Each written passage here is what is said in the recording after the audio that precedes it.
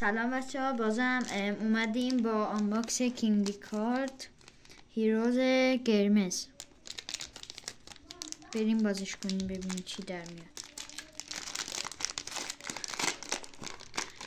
بچه ها مثل ویدیوی قبل بازم اینتر اومد، ببینیم برچسباش چیه. گریزمن، سرگیو راموس،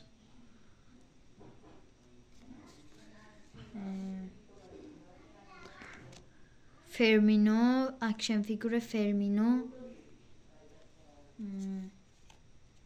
آها آخ جون، لاتارو مارتینز، یه کارت خوب. و اینم فرمینو.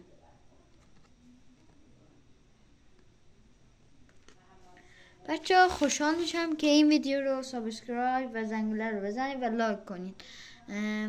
خدا نگهدار.